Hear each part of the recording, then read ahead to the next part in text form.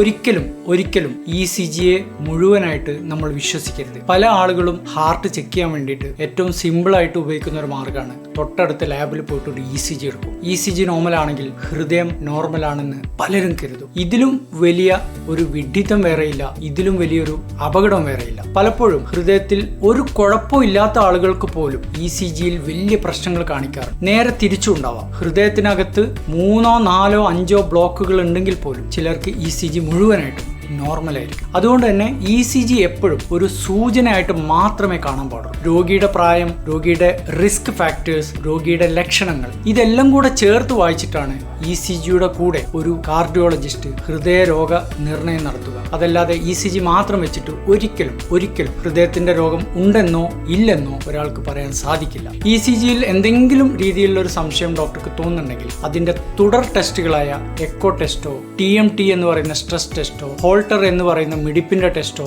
ഇതുപോലുള്ള തുടർ ടെസ്റ്റുകളിലൂടെ മാത്രമേ ഹൃദയത്തിന് കുഴപ്പമുണ്ടോ ഇല്ലയോ എന്നുള്ളത് ഉറപ്പുവരുത്താൻ വേണ്ടിയിട്ട് സാധിക്കുകയുള്ളൂ. മാത്രമല്ല അറ്റാക്കിന്റെ തുടക്ക സമയത്ത് പോലും ECG പലപ്പോഴും നോർമൽ ആയിരിക്കും. പിന്നെ എന്തിനാണ് ECG എടുക്കുന്നതെന്ന് ചോദിച്ചാൽ അതിന്റെ ഉത്തരം ഹൃദയാഘാതം മനസ്സിലാക്കാനുള്ള ഏറ്റവും എളുപ്പമാർഗം ECG തന്നെയാണ്. നെഞ്ചുവേദന ഉള്ള ഒരു വ്യക്തിക്ക് ഹൃദയാഘാതത്തിന്റെ സംശയം ഉണ്ടെങ്കിൽ ECGയുടെ കൂടെ പലപ്പോഴും ബ്ലഡ് ടെസ്റ്റ് കൂടെ ചെയ്തിട്ടാണ് ഡോക്ടർമാർ പോലും അറ്റാക്ക് ഉറപ്പുവരുത്തുക. എന്റെ അനുഭവത്തിൽ ECG നോർമൽ ആണെന്ന് പറഞ്ഞ പല വ്യക്തികൾക്കും പിറ്റേ ദിവസം പോലും അറ്റാക്ക് വന്നതായിട്ട് ഒരുപാട് ഞാൻ കണ്ടു. അതുകൊണ്ട് ഇനി മുതൽ ECG ഒരിക്കലും മുഴുവനായിട്ട് നമ്മൾ വിശ്വസിക്കും.